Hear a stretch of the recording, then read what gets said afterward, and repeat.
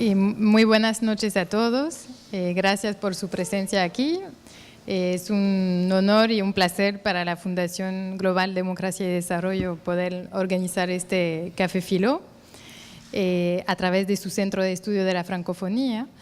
Estamos realmente en la segunda parte del evento porque ayer empezamos con un coloquio sobre la Luisiana creola y francófona y un concierto de jazz y las conferencias de los invitados presentes, David Cherami y Amanda Lafleur. Y la idea es hoy tener un encuentro un poquito más informal, poder intercambiar, que puedan preguntar y reflexionar sobre lo que se dijo ayer y seguir un poquito la conversación sobre lo que es la Luisiana y la diversidad cultural y lingüística de la Luisiana. Entonces, para los que no estaban ayer, yo voy a presentar rápidamente los dos invitados. David Cherami nació en la Nouvelle-Orléans, pero creció en un pequeño pueblo cajún de Bayou. Como la mayoría de su generación, su lengua maternal no es el francés, pero el inglés, exacto. Pero gracias a la agencia estatal, el Consejo para el Desarrollo del Francés en Luisiana, pudo aprender el francés y luego hizo una parte de sus estudios también en Francia. Y actualmente es el presidente y director general del District Bayou-Vermilion, una agencia que gestiona las operaciones en el Bayou-Vermilion, en Lafayette y en el Parque Histórico Vermilionville. Bueno, es autor de varios libros. Ayer compartió un poquito de su poesía y quizás hoy también lo hará. Y bueno, nos honra con su presencia también la señora Amanda Lafleur, que nació también en Luisiana, en Ville Platte. Su carrera se extiende por más de 30 años en la enseñanza. Participó en la programación de la lengua francesa, tanto en la radio como en la televisión y en el teatro en Luisiana. Es pionera de la inclusión de la lengua y la cultura ancestrales en la enseñanza del francés. Escribió también varios libros, está participando en un proyecto de diccionario también del francés de Luisiana. Y actualmente y desde 1998 es coordinadora de los estudios acadianos en la Universidad del Estado de Luisiana. Entonces, esos son nuestros dos invitados de Luisiana y gracias por su presencia. Y la señora Delia Blanco aquí, embajadora de la francofonía y profesora, que nos acompaña para la moderación y la presentación también del proyecto que ofrecemos a través del Centro de Estudio de la Francofonía de Fonglode. Así que gracias y les paso la palabra.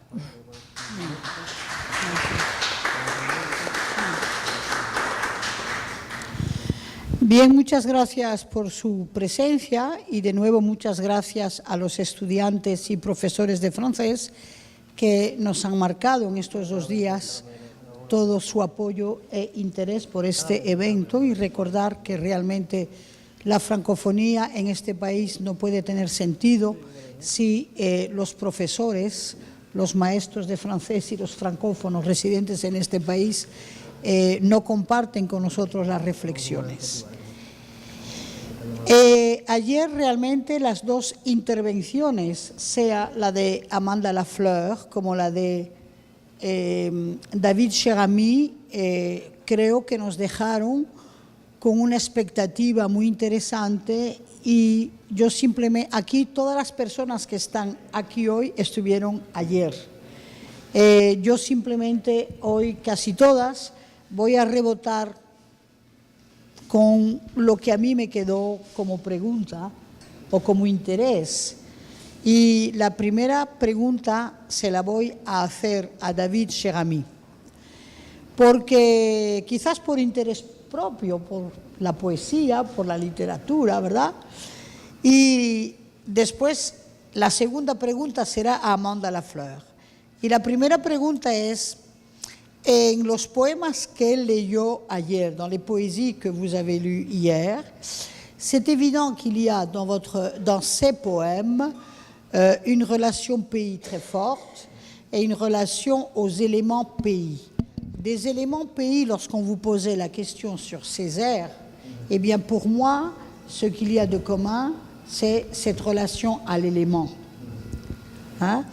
Entonces, ayer en la poesía que él presentó de diversos poetas, se ponía mucho en evidencia la relación país, la relación elementos, agua, tierra, y que realmente si hubiese una transversalidad con la poesía de Césaire, sería, porque la pregunta vino del público, sería, o la inquietud, sería por ese rebote de elementos.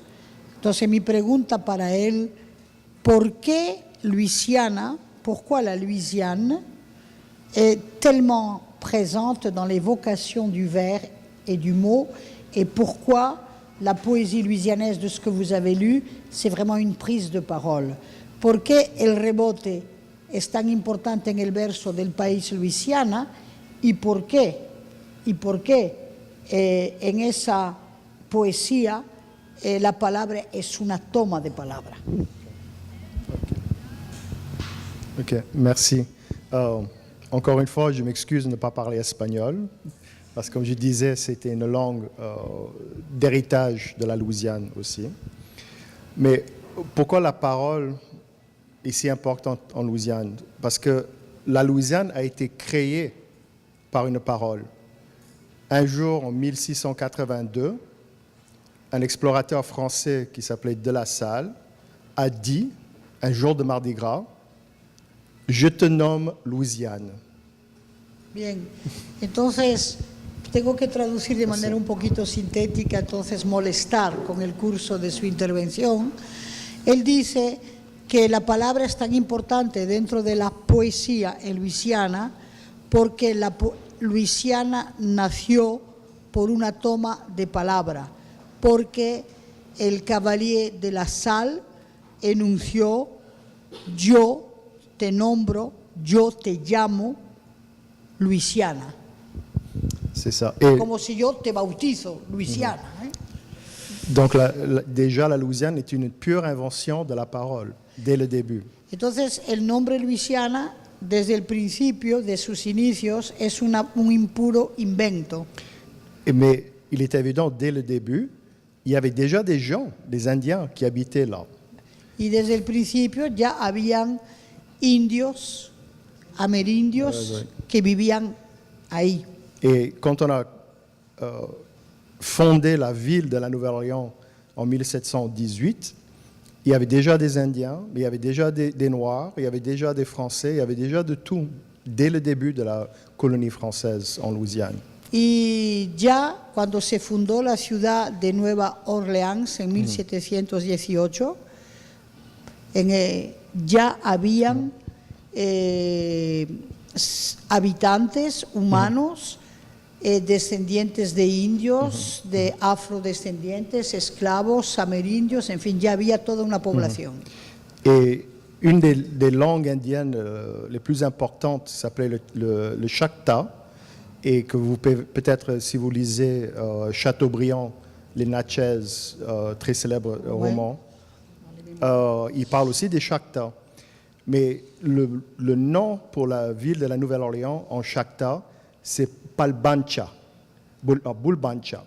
Et Bulbancha veut dire la ville où on parle beaucoup de langues. En la lengua indígena amerindia, el nombre de New Orleans es Bulbancha. Y esto significa en esa lengua la ciudad donde se hablan muchas lenguas. Donc dès le début, la diversité était au cœur de la création de cette colonie, de cette ville. Donc l'image, la parole, l'échange entre les différents peuples, le va et le vient entre les cultures, c'était nécessaire dès le début. Desde el inicio, en la cultura, en los intercambios, en la comunicación, ya estaban estas palabras, esta transmisión, estas idas y vueltas en la comunicación. Et la ville de la Nouvelle-Orléans, et par extension la Louisiane, a été fondée là où elle a été fondée aussi, à cause de l'économie. Il y a le Mississippi, le grand fleuve qui traverse tout le pays, était très important pour le commerce, pour faire des échanges avec justement le Caraïbe, l'intérieur des terres des États-Unis pour faire les échanges avec les îles, avec Martinique, Guadeloupe, Saint-Domingue à l'époque. Il fallait passer par le Cuba, il fallait passer par la Nouvelle-Orléans. Y justamente la misma ciudad de Nueva Orleans está donde está porque el río Mississippi ahí se encuentra y es a través de ese río que se hacían todos los intercambios, todo el comercio, viniese donde viniese ese comercio, fuese para Cuba o para el norte o tuviese que subir o bajar, pasaba obligatoriamente por Nueva Orleans. Et même si c'était une petite population, au fait, jusqu'en 1803, la ville de la Nouvelle-Orléans n'avait pas plus de 10 000, 15 000 habitants. Mais presque chacun était d'origine différente, on peut dire. Parce que c'était une ville portuaire. Donc il y avait des gens qui venaient de partout dans le monde. Donc ils étaient obligés de faire des compromis, de faire des échanges, des fois pas toujours très légal aussi. On se moquait un peu de la loi. Et on trouvait de tout dans cette société, des pirates jusqu'aux princes. Bueno, la población no era muy numérica en términos de cantidad, pero muy variada, compuesta por una gran diversidad de comunidades. Y también expresa que al tener ese dinamismo como ciudad portuaria, podía asimilar e integrar una gran variedad de filibusteros, corsarios, piratas, hasta príncipes. Bien. Bueno, voy a darle a Amanda Lafleur mi otra pregunta y ustedes hacen sus preguntas. Yo simplemente estaré aquí con Claire para poder ayudar y transmitir si es necesario. Amanda, quand vous êtes intervenue hier, en su intervención de ayer, hay algo que yo creo haber adivinado. Il y a quelque chose que je crois avoir deviné, c'est que ce fameux français louisianais, cette langue louisianaise, este francés louisianés, esta lengua francesa de Luisiana, tiene diversos grados à différents degrés selon les lieux où il se parle, la génération qui le parle et à l'intérieur. Bon, ça c'est quand cette langue-là se parle. Et ma question est de savoir, vous parlez souvent du français standard.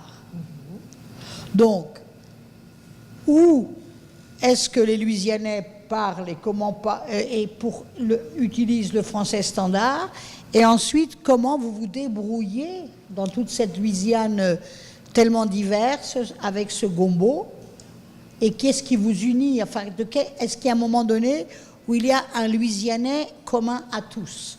Si en un momento dado, con toda esta diversidad de esa lengua francesa que se llama el gombo, que se habla de maneras tan distintas, ¿en qué momento y cómo ellos se encuentran y se federan a través de una lengua francesa en relación al francés estándar? Ben, la première chose que je tiens à dire, c'est que, bon, si je parle du français standard, je parle un peu comme David de quelque chose qui est en fait une invention, quelque chose qui existe dans les livres, mais qui n'existe pas en réalité, parce que nous parlons tous un dialecte, que ce soit le dialecte de Paris, ou le dialecte de Québec, ou le dialecte de Mamou.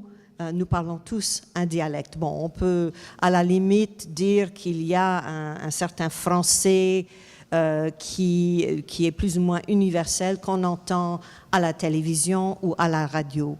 Mais point de vue valeurs. En fait, même le terme français standard est problématique.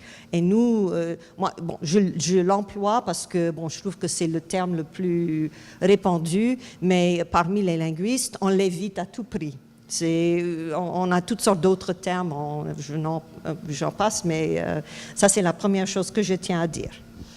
Bueno, en relación a la apelación francés estándar, es algo que ella evita, que los lingüistas o los especialistas podrían utilizar otros términos, pero ella dice, ¿verdad?, que el francés estándar no existe, que Excepté dans les livres.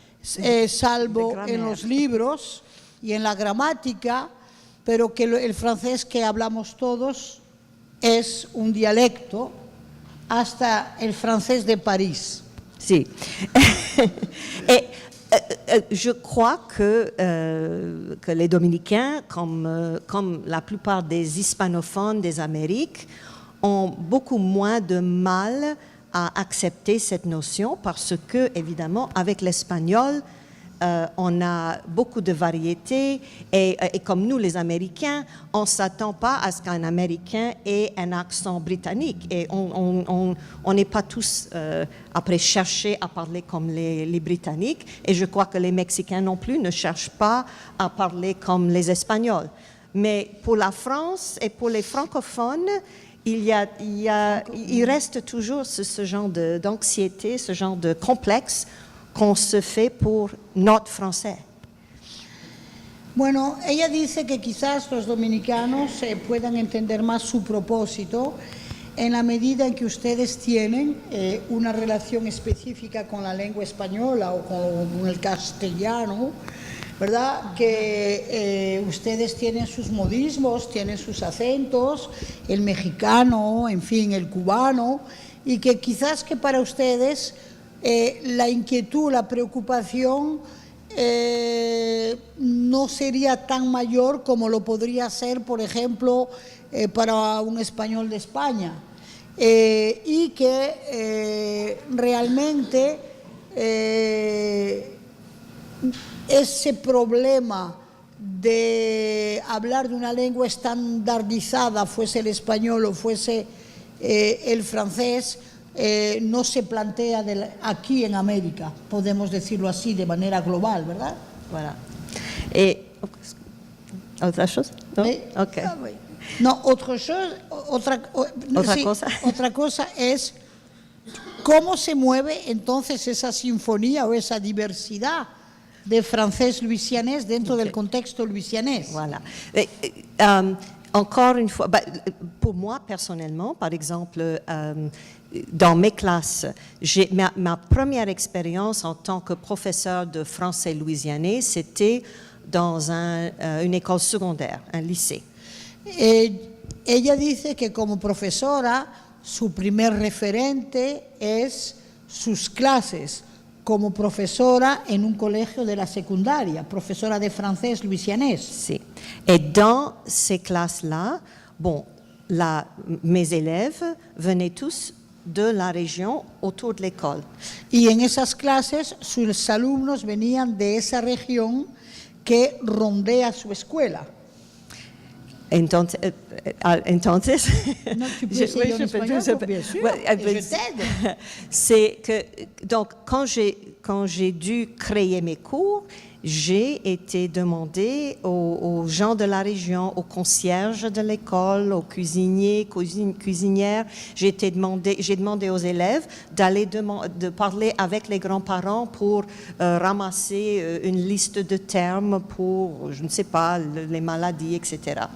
Entonces, cuando ella empezó, se dirigió, hizo como una especie de ingeniería lingüística con el conserje, con el jardinero, con los abuelos, con el cocinero, para poder recoger una serie de términos que podían, qué sé yo, ser apropiados a una enfermedad. Voilà. Parce qu'il n'existe pas de méthode ou de manuel de cours. Porque no existía ni método ni libro referente de clase.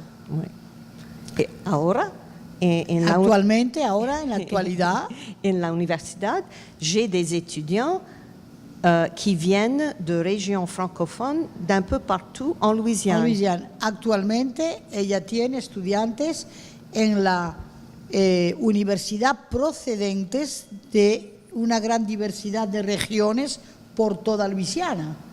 Et alors, je fais un peu le contraire de ce que font les professeurs d'anglais ou les professeurs de français standard, c'est-à-dire que normalement, un enfant va arriver en classe de langue maternelle, disons si c'est un petit francophone, avec son français, et son français qui n'est peut-être pas tout à fait correct, mais à l'école, l'enseignant va lui montrer le français standard. Okay? Alors que moi, ce que je fais avec mes étudiants, ils n'ont aucune base. Donc moi, quand ils viennent chez moi, ils n'ont rien. Alors je leur montre ce qui est universel, ce qui est commun au français cajun. Et puis je leur dis, et maintenant, vous rentrez chez vous et vous allez chercher les variantes. Donc c'est à eux de découvrir la variation qui existe dans leur dialecte. Bien.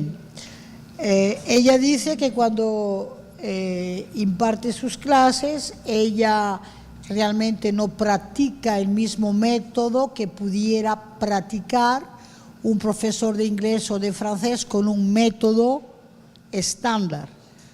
Cuando vienen sus estudiantes, ella busca con ellos lo que hay en su gran diversidad, digamos, de expresión del francés de Luisiana, busca referentes en común, referentes compartibles, y cuando se van a sus casas, ella les solicita que vayan buscando todas las variables.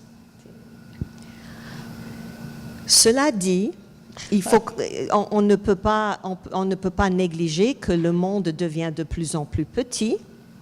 Entonces no podemos soslayar que el mundo se achica cada vez más. Et qu'on veut que le français que nos enfants parlent soit quand même un français qui soit utile quand ils voyagent et quand ils sont en contact avec d'autres francophones. Y que lo que queremos es que cuando nuestros hijos o nuestros alumnos viajen, puedan tener un instrumento del francés que sea más praticable cuando viajan. Mais les étudiants sont beaucoup plus résistants et smart, comme on dit, parce que trop souvent, un professeur, par inquiétude de confondre l'enfant, va lui donner seulement une façon, va lui montrer seulement une façon de dire quelque chose. Mais nos enfants, à une immersion, par exemple en Louisiane, vont peut-être avoir à la maternelle un prof cajun, en première année une acadienne, en deuxième année une sénégalaise, en troisième année une montréalaise, en quatrième année un autre cajun d'une autre région. Et ce qui est vraiment incroyable, c'est que à la fin de l'affaire, ils s'habituent à tous les accents. Donc ils n'ont pas de mal à parler, parce que bon, ils ont eux, leur petit accent, ça fait un peu américain, mais c'est pas grave, parce qu'ils comprennent tout le monde. Bueno, ella dice que en el proceso de aprendizaje y de la escolaridad, estos niños o estos alumnos pueden tener evoluciones donde un año puedan tener una profesora que venga de Quebec, otra que sea Callá, otro profesor que sea de Acadia, otro profesor que sea de Senegal, y que paulatinamente se van formando a todas las modalidades de acento, de pronunciación y de idiomatismos. David, tu te rappelles l'exemple que tu avais donné de ton fils? Oui, pour parler de... Et ça, c'est difficile à traduire, je suis désolé. Mais mon fils, on lui parle en français. On a 3 fils et on les a élevés en français. Mais ils ont fait l'immersion aussi. Ils ont été scolarisés en français. Ils ont eu des professeurs belges et québécois, etc. Et tout. Et une fois, on est avec notre fils, deuxième fils, on était au magasin. Et avec ma femme, et puis on regardait le prix de quelque chose qu'on pensait peut-être acheter. Et notre fils a regardé le prix, et il a lu le prix, et c'était $23.95.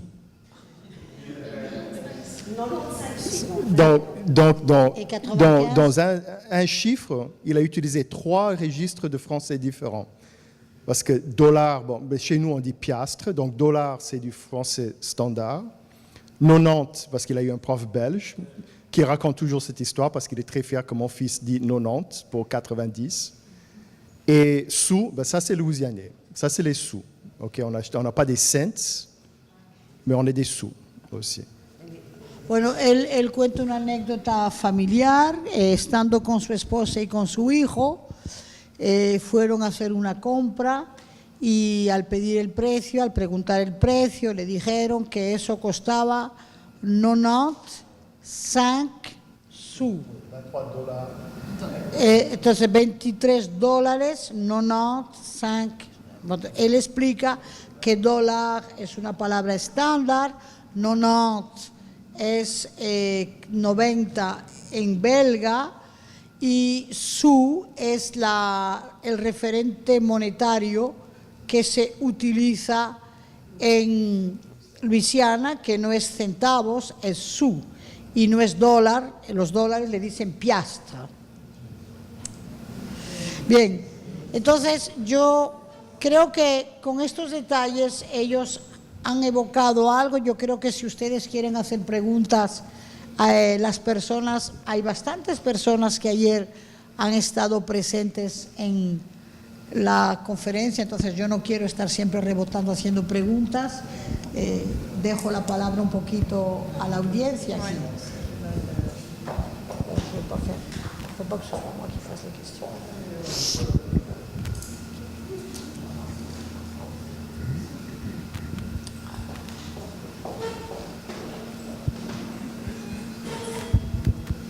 Bon, je veux partager mes expériences. J'ai des étudiants que, quand ils entendent un français différent, ils pensent que c'est pas bien. C'est pas bien. Par exemple, un jour en classe, on a travaillé avec une chanson de Amadou et Mariam. Alors, je pense à toi. Et quand il me dit, c'est quoi ça? C'est français? Je dis, bien sûr, c'est français. Mais pourquoi ça? Alors, il trouve les accents français, africains, l'accent canadien différent. Il préfère l'accent français de la France. Ça veut dire prononcer, dire merci, pas merci, dire trop au lieu de dire trop tard. Il trouve ça. Ça c'est bizarre, prof. Alors, j'ai eu une prof qui m'a dit que on doit apprendre le français de la France. Alors, je veux savoir quel est votre avis sur ce sujet. Alors, quel est votre conseil? Alors, quel est le conseil que vous pouvez nous donner comme enseignant de français, langue étrangère? Alors, c'est ça. Une petite anecdote, parce que il faut dire, oui. C'est vraiment, on a une lutte à faire, n'est-ce pas? On a une lutte à faire non seulement avec certains Français, mais il y a beaucoup de Français qui changent d'avis, mais avec une sorte de stéréotype que tout ce qui est sophistiqué, tout ce qui est beau et plus intelligent, ça vient non seulement de la France, mais de Paris. Oui, okay? oui, exactement. Parce que même les Français ne parlent pas comme ce français que tout le monde imagine qu'ils parlent. Oui. Mais je vais vous raconter. Moi, le français n'est pas ma langue maternelle non plus, quoique c'était toujours dans l'air. Il y avait certaines choses que je comprenais toujours. Mais j'ai été faire mes études à Middlebury College, qui, bon, Middlebury ils étaient très fiers de l'accent français que tous les étudiants sortis de là avaient vraiment acquis. Et puis moi, j'ai fait 2 cours de phonétique. J'ai été certifiée parce que je pouvais bien parler ce français de France. Et puis là, j'étais passée 1 année à Paris. Et là, à un moment donné, en avril, mes parents sont venus avec des amis qui parlaient français. Mon père ne parle pas français, mais ma mère et un dentiste et sa femme. Et je leur ai fait visiter Paris, avec les cathédrales et les beaux ponts, etc., etc.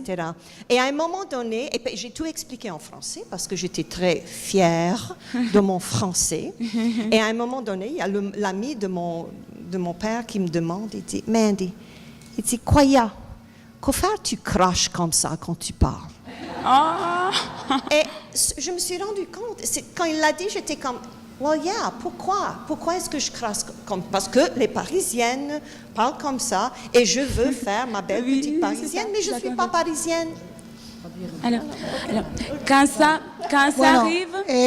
Usted ha hecho una pregunta a la cual Amanda explica que obviamente a ella le han cuestionado mucho sobre ese aspecto y sobre el aspecto de los acentos, la manera de hablar en París, y una vez le dijeron, bueno, pero ¿por qué cuando tú hablas parece que estás escupiendo? ¿Verdad? Bien. Entonces, bueno, yo voy a dar mi punto de vista sobre este asunto como profesora de francés y lamentablemente vengo de Francia. Entonces, quiero decir que primero, obviamente, el francés que se habla en Francia no es el francés que se habla en París.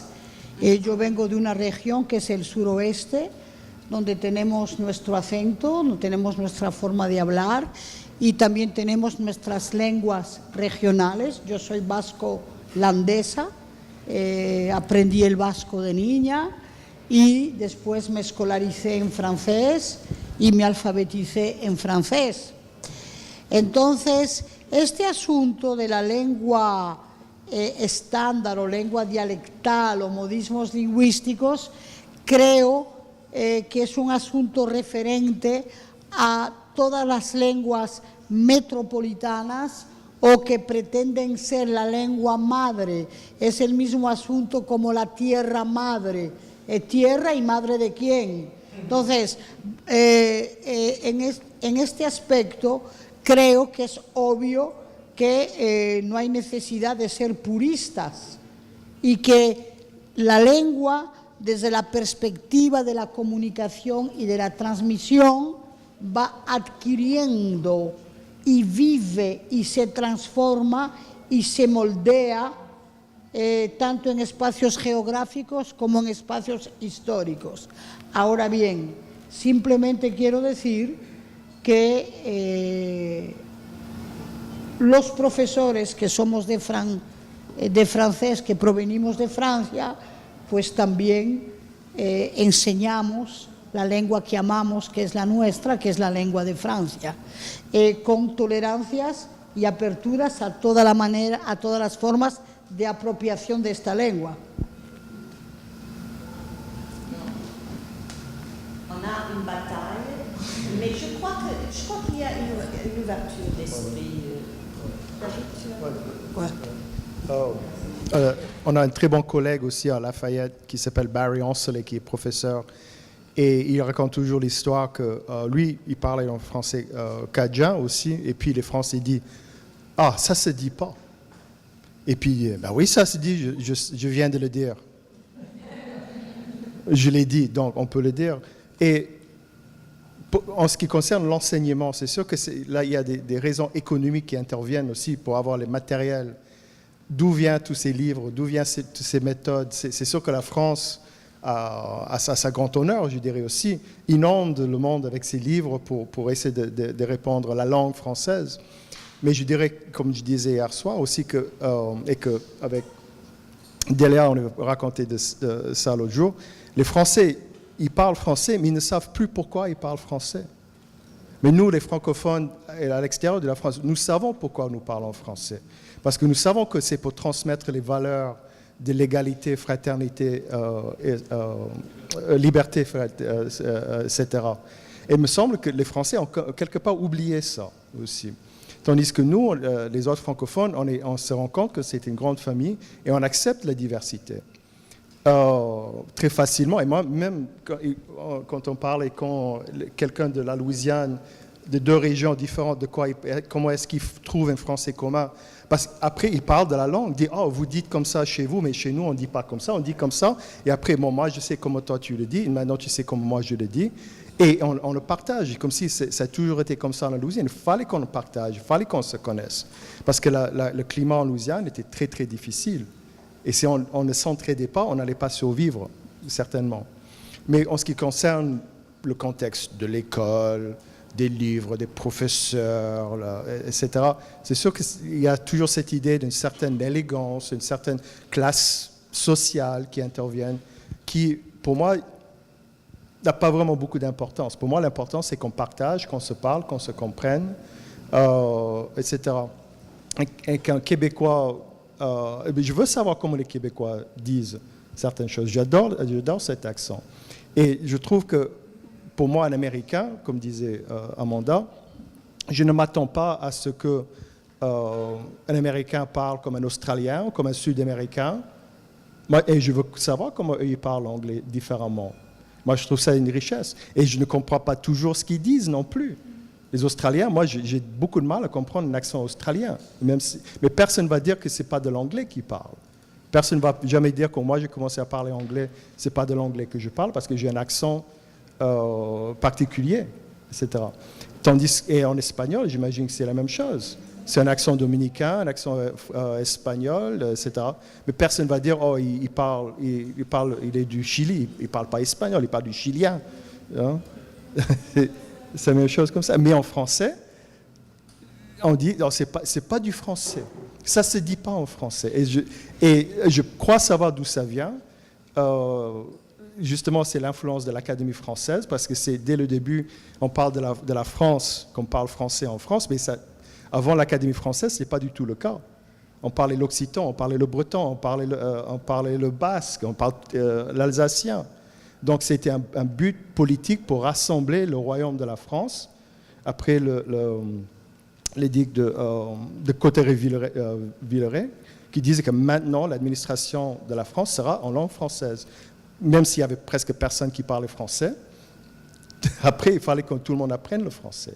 Donc ça a toujours été une volonté de rassembler le pouvoir politique autour d'une certaine forme du français, autour de Paris. Même si à Toulouse, on ne parlait certainement pas français, et je connais même des Toulousains qui refusent de parler français, ils parlent toujours l'occitan, toujours des militants pour l'occitane, etc. Donc, et c'est quelque chose de... Mais j'adore le français, je suis, comme on dit chez nous, je suis en amour avec le français. Comme je disais hier soir, on parle tous français. Et justement, c'est mon but de le libérer un peu, de ce carcan qui dit que le français c'est comme ça et c'est pas comme si. C'est un Cajun dit « aimer fait mal ». Je me suis fait mal. C'est comme ça. Mon père aurait dit « il fait mal ». Pour dire « je me suis fait mal ». Mais c'est du français. Tous les mots là-dedans sont des français. On appelle une voiture un char. Un char, c'est un mot français. Ouais. Et même... Hein, donc, il y a plein de mots. Mais le reste, on dit manger, c'est manger. Dormir, c'est dormir. Aimer, c'est aimer. Comment dirais-je, on regarde toujours la petite différence comme une entrave, comme un problème. Mais ces petites différences, c'est comme le cayenne, c'est comme le poivre, c'est comme les piments. Ça rajoute. Mais à la base, la viande, le riz, tout ça, c'est ce qu'on a en commun et c'est ça ce qui nourrit. Et c'est les petites épices, les différences qui donnent la variété. Bueno, va a ser un poquito difícil traducir tanta cosa. Bueno, obviamente él expresa dentro de la gran diversidad de formas de hablar ese francés, que por ser diferente, por ser pronunciado de otra manera, no deja de ser una lengua que comunica, una lengua que podemos comprender, aunque, por ejemplo, como es el caso también con el español, él coge el ejemplo que un coche, como los españoles dicen coche, ustedes dicen carro, otros en América Latina dicen máquina, pues ellos dicen char, ¿verdad?, que sería lo más acercado del carro, y que nos comprendemos y comprendemos, obviamente.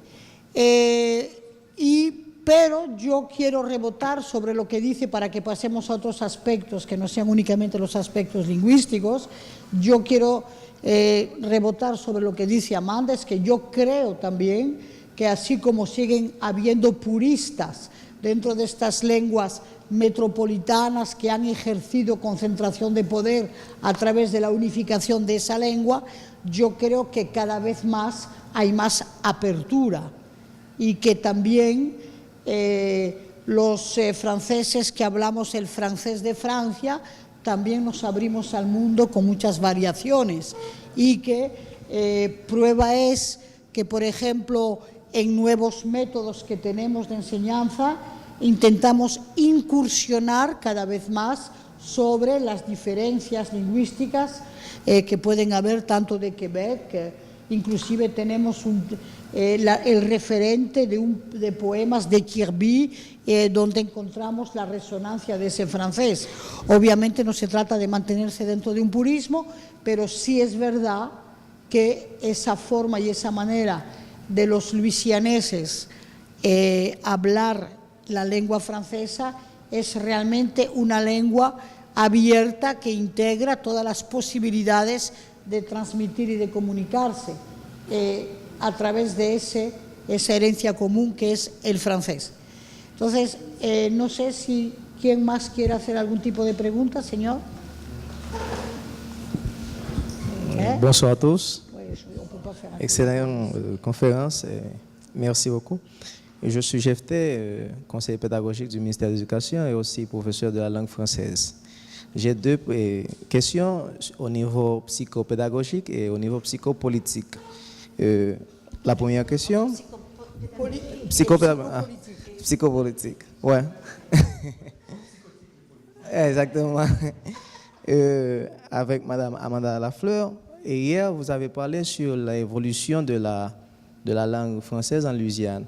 Vous avez parlé aussi qu'en Louisiane, dans un moment déterminé, il y avait d'interdiction de parler la langue louisianaise. Mais aujourd'hui, dans le XXIe siècle, quels sont les types de racisme que vous rencontrez et que vous pouvez lutter contre ce type de racisme et de la francophonie louisianaise? Quel type de racisme? Parce que quand les Américains... Racisme linguistique? Racisme linguistique. Ah, c'est intéressant comme question. Enfin, je vais vous dire, il y a une chose qui... Bon, vraiment, on a bouclé la boucle dans le sens de les étiquettes ethniques. Parce que dans le temps, je me rappelle, quand moi j'étais petite, là, quand on disait Cajun, c'était quelqu'un, c'était un terme, c'était une insulte, voilà. Ouais. Voilà. Et puis il y avait la question du mot créole qui, à la Nouvelle-Orléans, avait deux sens, et il y avait une polémique constante parce que certains blancs créoles prétendaient que pour être créole, il fallait être de souche européenne, mais blanc. Et qu'il fallait que c'était ça les créoles. Et les créoles, c'était vraiment c'était la haute classe, c'était l'élite de la Nouvelle-Orléans.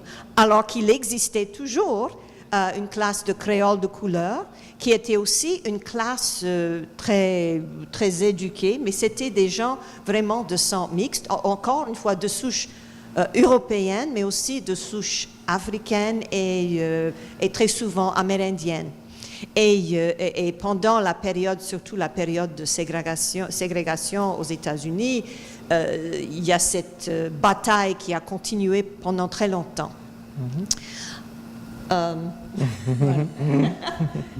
peux traduire? Es una responsabilidad muy grande, traducir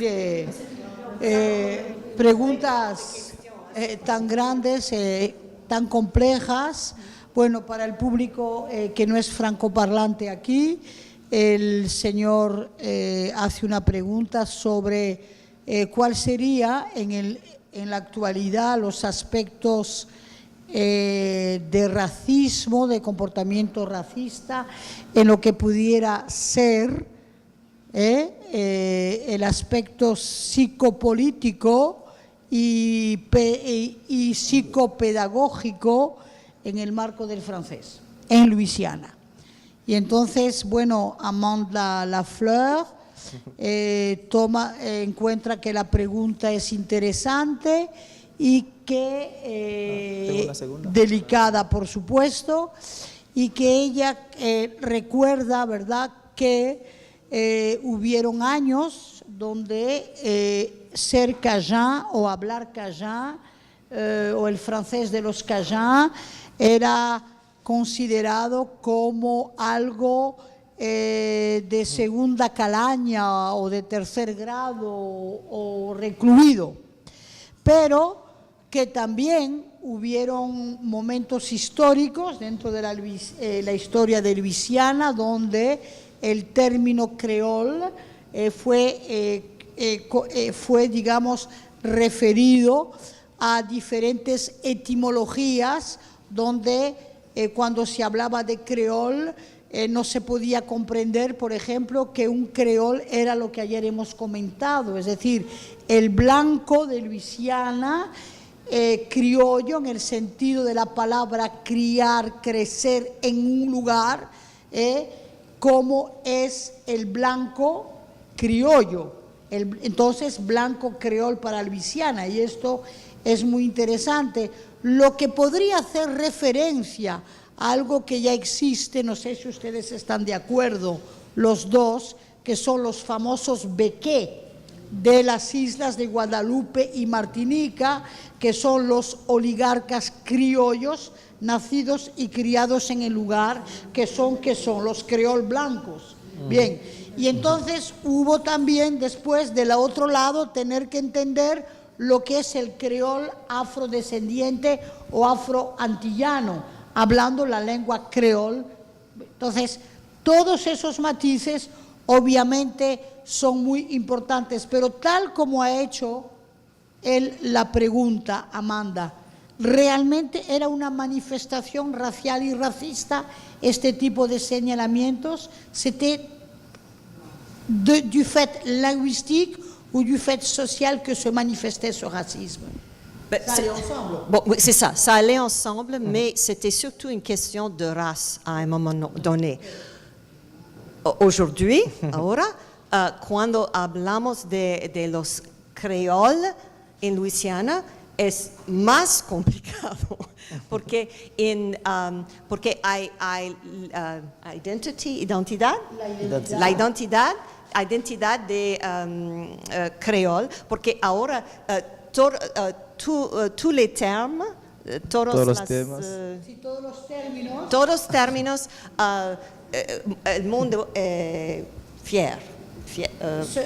Son de orgullo. C'est ça, c'est orgullo. Oui, donc on est fier d'être créole. Ahora se sienten orgullosos de ser creol. On est fier d'être cajun. Está el orgullo en ser cajun.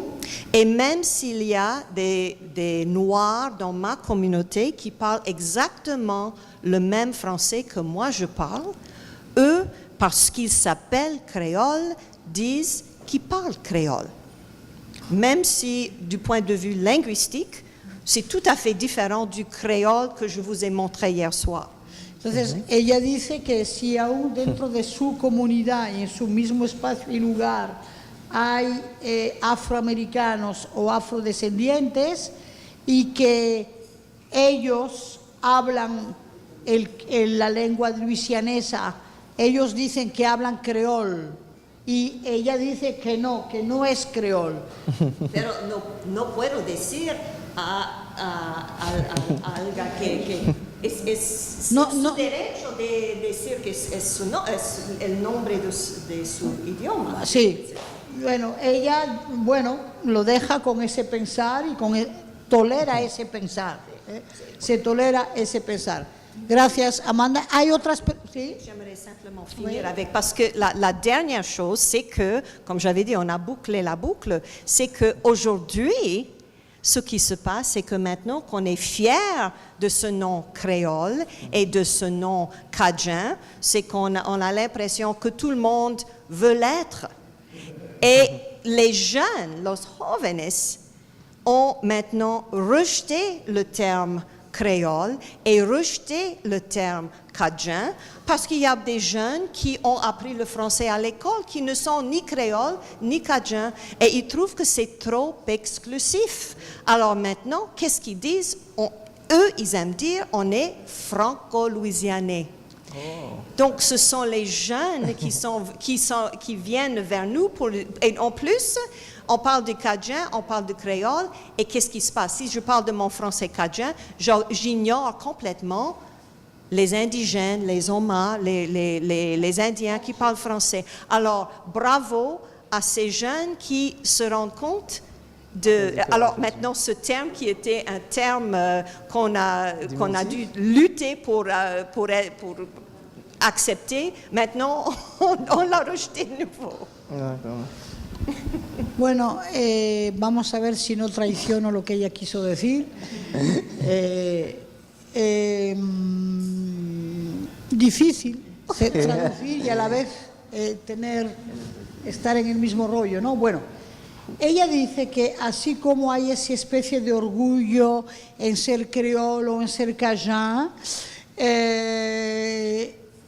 y que se reivindican, ¿verdad? Y se señalan a sí mismos.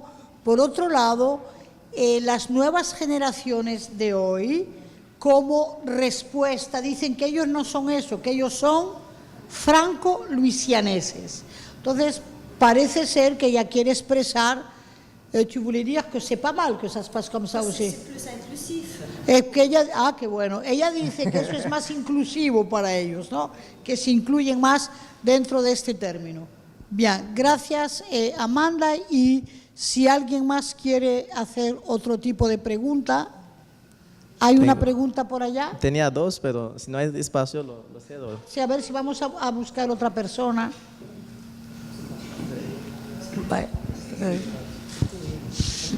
Buenas noches. Mi pregunta es para Amanda Lafleur. Sobre anoche en su exposición hablaba sobre la penalidad que se le hacía al niño al no hablar el idioma francés. Mi pregunta va directo ahí, que si todavía en nuestros días tienen esa dificultad de no permitirle su idioma, sino seguir con el inglés. Si on pénalise encore les enfants qui parleraient le français, est-ce qu'on pénalise encore des enfants qui parlent français? Non, en fait, c'est un peu le contraire parce que maintenant, David a vécu ça parce que sa femme travaille là-dedans. C'est un peu ironique parce que maintenant, les enfants qui sont en immersion, par exemple, ils ne sont pas punis s'ils parlent anglais en classe, mais c'est pas permis. En principe, on ne doit pas parler anglais en classe. Donc, on avait à un moment donné un slogan qui était « Les écoles ont détruit le français, les écoles vont faire renaître le français ». Donc, non, les enfants ne sont plus... c'est un peu malheureux. J'aimerais bien qu'il y ait assez de petits francophones qui arrivent à l'école capables de parler français. Mais c'est assez rare qu'il y ait des petits francophones qui apprennent le français à la maison. C'est assez rare. Les enfants apprennent le français à l'école. Okay. Bon, moi et David, on est des exceptions. niños aprenden el francés en la escuela.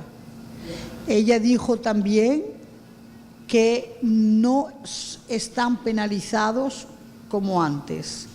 Ella dice que ella y David son excepciones que pudieron aprender el francés en su casa, chez vous. Sí. ¿Y où est-ce que vous l'avez appris? Ok, entonces ella lo aprendió en la escuela y con su abuela, y David también lo aprendió en su marco familiar, pero sí los niños que van a la escuela hablan y aprenden el francés en la escuela, y al contrario se les anima, si son encouragés por parler le français, a que hablen el francés. Bien. Sí. Aquí, por favor. Ella primero. Gracias. Bueno.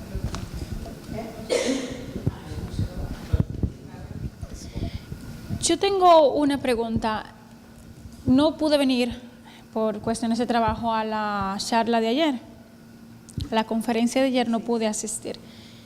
El francés de Luisiana, ¿es que es tan arraigado así como para que en las calles tengan un letrero en inglés y en francés, o es algo comunitario propio, intrínseco? Bonne question. Oui.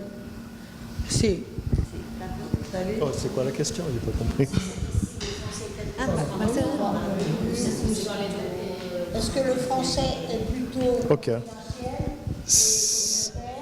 ou est-ce que J'ai un ami québécois qui fait des documentaires.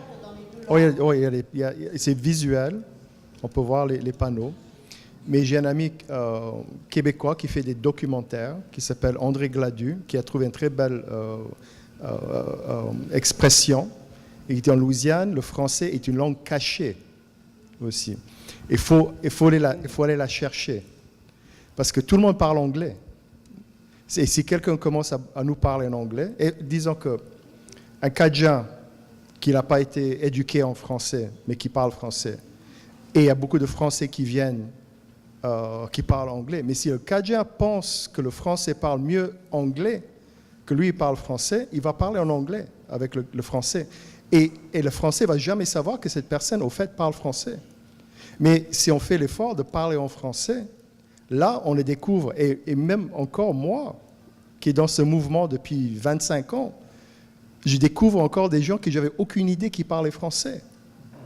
Parce qu'ils n'osaient pas me parler en français, ou que quand on était jeune, on parlait en anglais. Et après, des années après, je découvre que cette personne, au fait, il parle très bien français.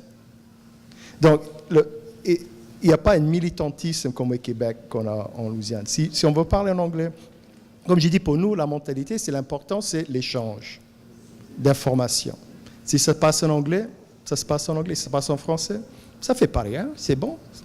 C'est tout correct, comme on dit chez nous. Hein? C'est correct. Hein?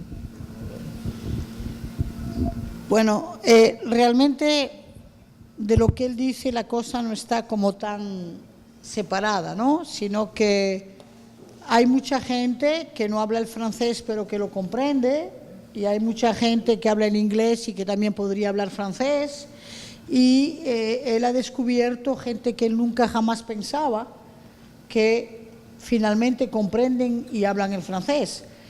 Lo importante para ellos es que si uno se expresa en inglés y tú comprendes, se expresó en inglés. Si uno se expresa en francés y tú lo entiendes, pues nada, se expresó. Y que no sistemáticamente está la estandarización de la bitraducción en las orientaciones, direcciones, caminos y etcétera, pero que hay un intercambio entre las dos lenguas, ¿no? Y c'est un échange interlinguistique. Voilà. Voilà. El señor allá quería hacer una pregunta. Sí, bonsoir, moi c'est Luis Pérez. Je viens du ministère de l'Éducation nationale en tant que conseiller pédagogique et je voudrais poser une question à monsieur, je pense que c'est David qui vient de Codophile. Oui, voilà. Lors de ma participation au congrès mondial de la FIPF à Atlanta en 2004, j'ai eu l'opportunité de visiter les stands des codophiles et là j'ai eu des renseignements sur... il y avait un programme pour attirer des professeurs francophones, professeurs de français, pour les faire venir en Louisiane et pour un espace d'un an, une année ou deux. Et ça fait 10 ans.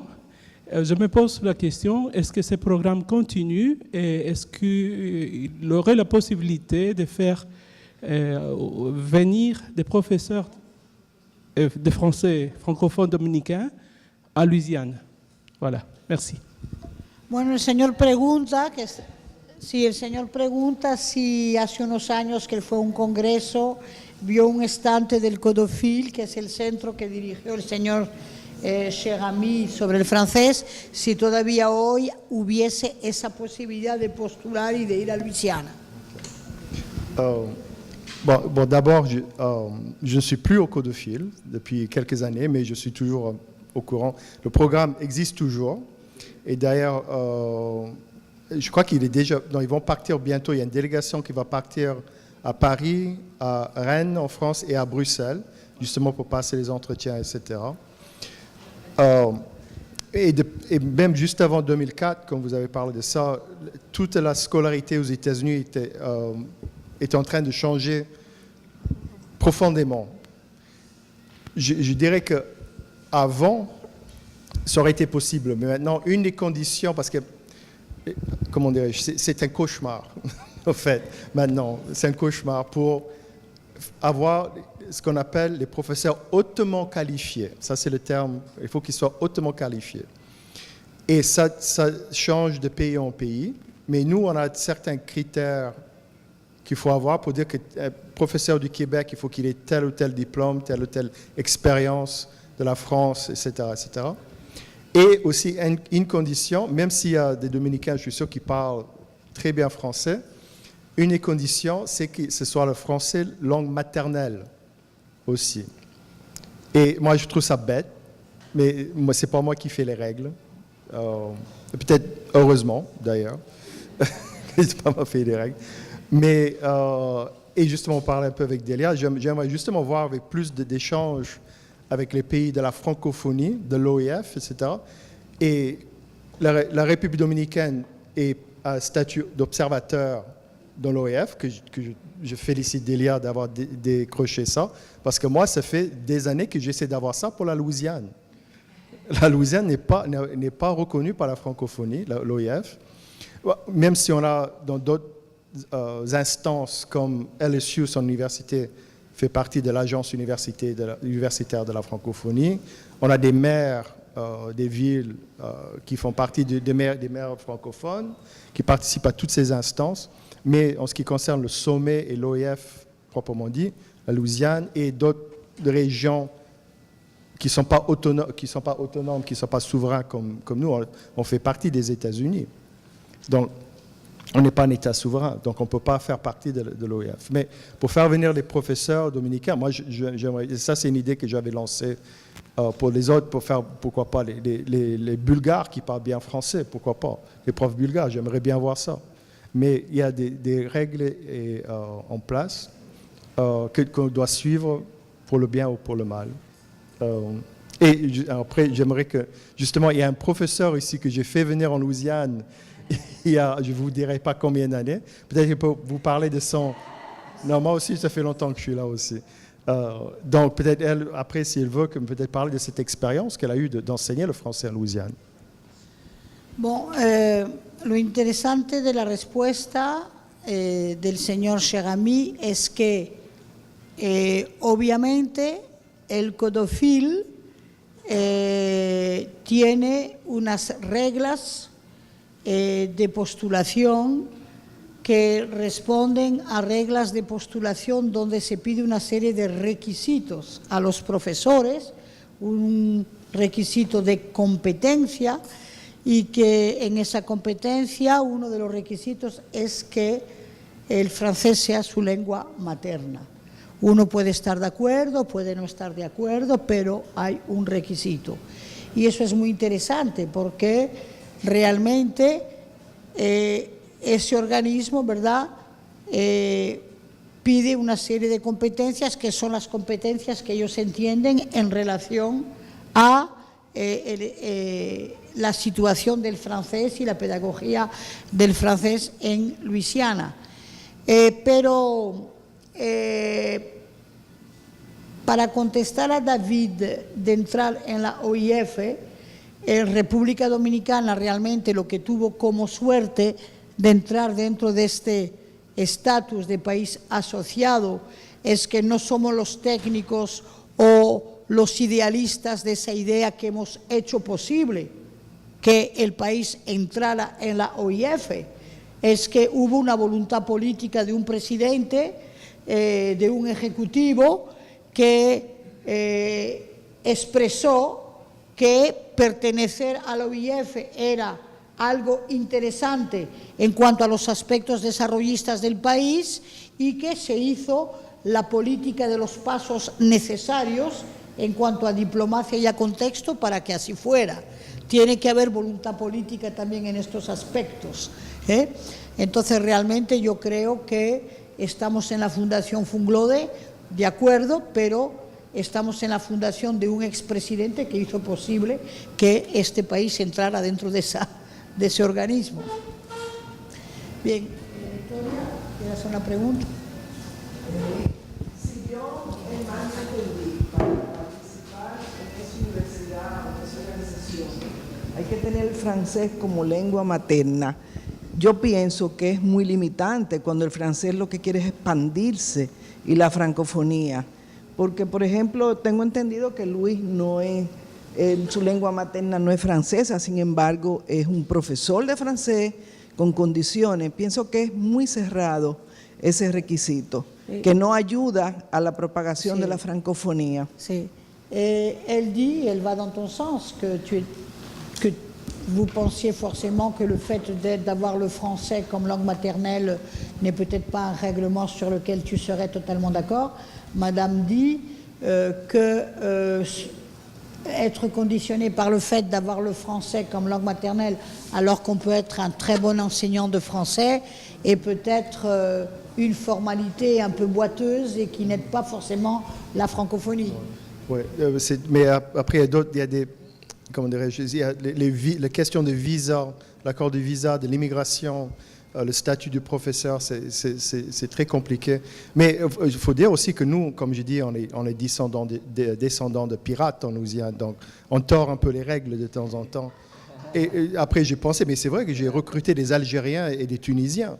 Et pour eux, la langue maternelle, c'est l'arabe. Mais ils ont été scolarisés en français, la plupart, enfin tous. Ceux que j'ai recrutés, les Marocains, ils ont fait l'école en français aussi, un peu en arabe aussi, mais la majorité en français, donc ils parlaient très bien français, donc on a tordu un peu les règles.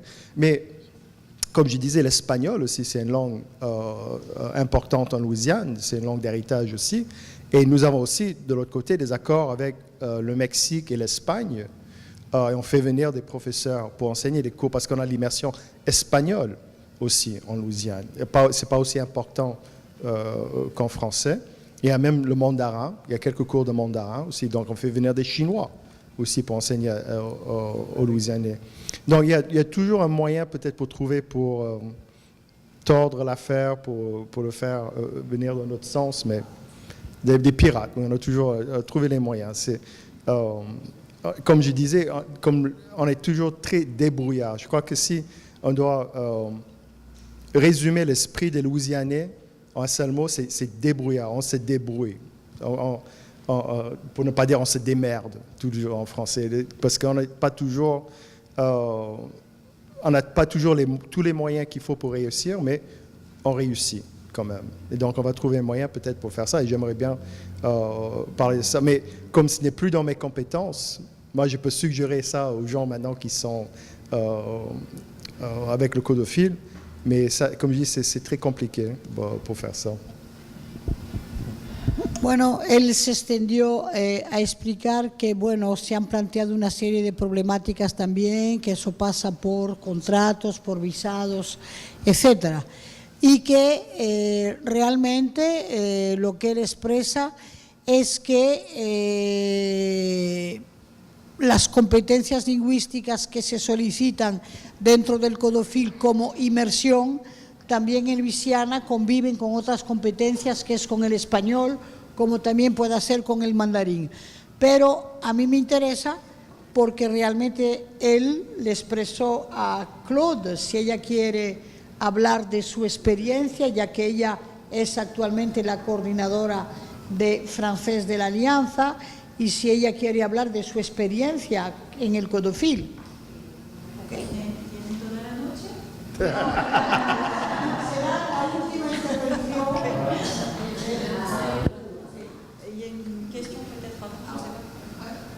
Si hay una pregunta, la Bueno, buenas noches.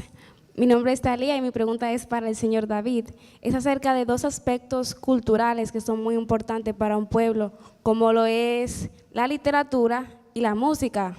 Pues vemos que en Luisiana existe tanta diversidad al momento de hablar la lengua. Al momento de un cantante, un artista, crear una canción, ¿qué lengua utiliza? ¿Inglés, francés, español, creol? Y al momento también de un escritor, un autor, crear una obra, expresar lo que siente, ¿con cuál se sienten más agradados las personas? ¿Francés, inglés, creol? Dans toute cette diversité linguistique et culturelle de la Louisiane, au moment d'un artiste ou d'un musicien ou d'un écrivain s'exprimer, quelle est la langue qu'il utilise? Ah, ça c'est très bien. Ça dépend. C'est des chanteurs, ils chantent en français. Il y a la musique cadjane et même les jeunes musiciens, pour eux, tout le monde est d'accord que la musique cadjane doit être chantée en français.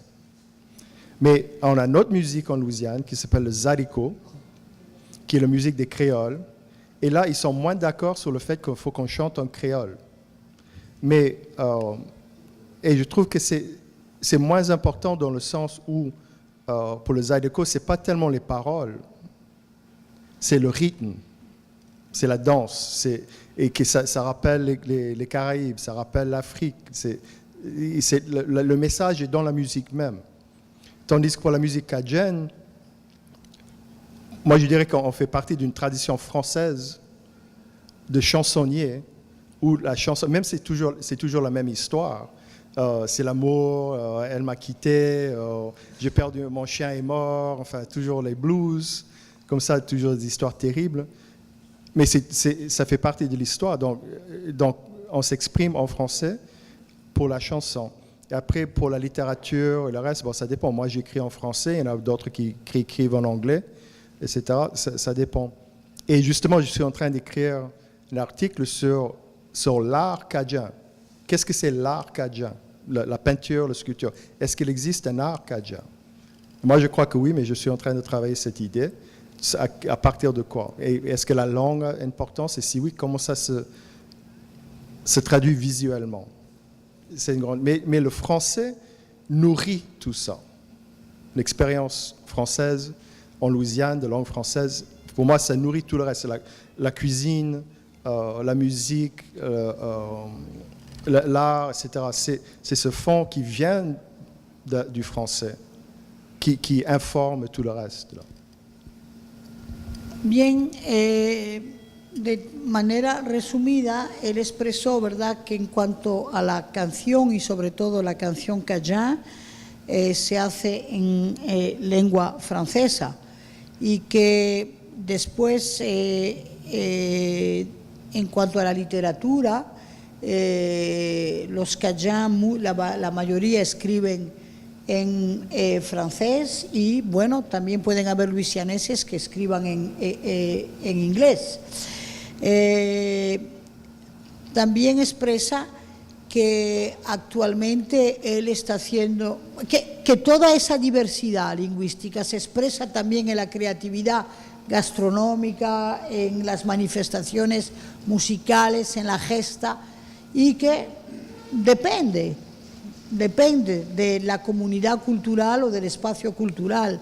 quien se esté expresando artísticamente, y que él justamente en estos momentos está preparando un ensayo cuya pregunta es si existe un arte cajun, cuál sería ese arte y cómo es y cómo se expresa.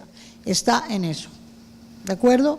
Entonces, vamos a concluir con las preguntas para que Claude ahora nos pueda testimoniar de su experiencia. Tenemos aquí una experiencia en vivo y les agradecemos su presencia y siempre seguiremos con este tipo de ejercicios. Dejamos a Claude. Je vais essayer d'être brève quand même parce que je pourrais en parler pendant des semaines de cette expérience, mais je vais résumer en fait en disant que j'ai vécu tout ce qu'ils ont dit, que ce soit à travers la langue, à travers la culture, à travers le parcours du combattant pour arriver à être enseignant en Louisiane.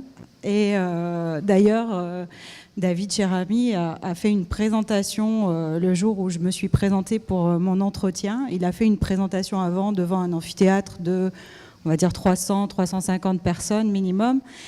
Et en fait, il nous a un peu tous découragés. Oui, c'était son but pour pas avoir beaucoup de personnes à l'entretien en fait. Et en nous disant que bon, la Louisiane n'était pas un État facile, que la vie était assez dure. Il nous a parlé de tous les côtés négatifs en fait au début. Et puis on est quand même resté. On a quand même passé l'entretien et on s'est retrouvés en Louisiane. Et effectivement,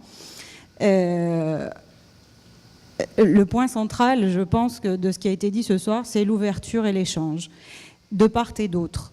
Et il ne faut pas rester dans nos communautés, et surtout quand on veut partir à l'étranger. Au début, c'est ce que j'ai vécu en fait. Les contingents belges, français, restaient souvent entre eux, espagnols, restaient souvent entre eux, en dehors de l'école.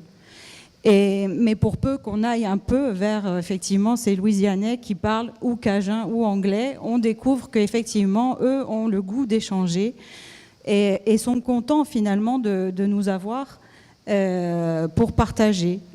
Alors on a effectivement deux réactions.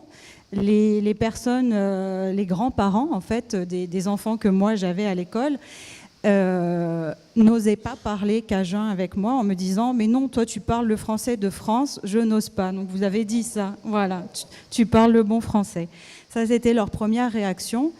Et donc après on leur disait non mais allez-y parce que nous on veut connaître les mots cajun et tout ça. Et j'avais vécu au Québec aussi avant et j'ai retrouvé beaucoup de mots que j'avais entendus au Québec. Donc voilà, il y a un échange qui s'est créé. Et les jeunes, effectivement, avaient deux perspectives sur le français. Soit on leur disait à la maison que non, c'était pas bien d'apprendre le français. Et donc un peu rebelles au départ, mais quand même contents parce qu'on essayait de faire valoir le côté culturel aussi. Donc à la fin, ils étaient contents de venir en classe. Il y avait beaucoup d'activités ludiques. Je pense qu'en faisant des jeux, et même ici, on peut faire passer beaucoup de choses de manière ludique, plus qu'en essayant d'expliquer les choses. Il faut qu'ils le vivent, le français, que ce soit le français louisianais ou le français de France. Et puis les autres qui étaient contents de venir parce que grand-père ou grand-mère leur parlait français à la maison, et donc ils étaient contents de dire « Ah ben, ça y est, moi aussi je vais parler français ». Donc voilà, c'était une expérience très enrichissante pour moi et par rapport à l'enseignement surtout, puisque les méthodes n'étaient pas du tout les mêmes que ce que j'avais appris moi en France. Et on a parlé aussi des méthodes utilisées. On n'utilisait pas de méthode française, on utilisait une méthode canadienne. Voilà, et qui était justement par rapport aux méthodes françaises beaucoup plus orientée vers l'action. Et les étudiants devaient faire des choses. Ce qui n'était pas le cas dans les méthodes françaises de l'époque. Donc, et j'ai toujours gardé ça de cette expérience. Voilà, l'échange, vivre la langue, et plutôt que d'avoir un recul par rapport à la langue. J'ai été aussi dans une période pas très facile, il faut le dire, puisque c'était après l'attentat de 2001. Donc la réaction par rapport aux Français de France n'a pas été facile pendant quelques mois, puis après, voilà, ça s'est arrangé. Mais en tout cas, voilà, effectivement, tout ce que vous avez dit ce soir, les questions qui ont été posées, c'est ce que j'ai vécu. Beaucoup de grands-parents nous disaient, mais non, nous, on nous interdisait de parler français à l'école, on nous tapait sur les doigts si on parlait français. Mais effectivement, maintenant, il y a ce mouvement contraire. Et grâce, je pense en grande partie aux codophiles, effectivement, cette volonté de remettre au goût du jour le français dans les écoles. Voilà. Eh bien, moi, je ne vais pas traduire, hein, Claude. Tu vas dire en espagnol, puisque tu parles parfaitement en espagnol. Ella lo va a decir en espagnol. Mais je me souviens même plus de ce que j'ai dit maintenant. Claro. Básicamente, yo dije que todo lo que dijeron esta noche, pues lo viví en carne propia. El primero, la entrevista en París, que es muy difícil, efectivamente, hay mucha gente que quiere irse a Luisiana para enseñar, pero es muy difícil al inicio. David Cherami, que estaba para la entrevista, hizo una presentación de Luisiana diciendo que no, o sea, que Luisiana era un país muy difícil porque queríamos ir allá, que realmente era muy difícil vivir allá, pero todos nos quedamos para la entrevista y realmente cuando lleguemos sí hay un tiempo de adaptación, pero todo lo que dijeron es verdad, es decir que sí, los abuelos y todo eso no podían hablar francés en la escuela, pero cuando nos veían también tenían miedo de hablar francés con nosotros porque dijeron que no, usted viene de Francia, usted habla el buen francés, entonces no se atrevían a hablar con nosotros. Pero ya poco a poco, lo que dijeron también, que todo está basado en el intercambio y abrirse al otro. Entonces, si de ambos lados se realiza esto, pues ya la experiencia es enriquecedora o sea, yo me encantó trabajar allá y también, o sea, lo que dije que los belgas al inicio se quedaban entre ellos, los franceses también, pero que también de nuestra parte hay que hacer este esfuerzo. Yo creo que es el mismo problema que tienen los dominicanos o cualquier nacionalidad cuando se va al extranjero, trata de acercarse a la gente de su pueblo, pero no. Para aprovechar bien esta experiencia, no, hay que intercambiar y realmente la gente en Luisiana sí está abierta y quiere compartir este francés con la gente que llega. ¿Y qué dije? No me acuerdo, yo creo que sí. Bien, entonces un aplauso para nuestros amigos y sobre todo un aplauso a Luisiana. Muy buenas noches y gracias por su presencia.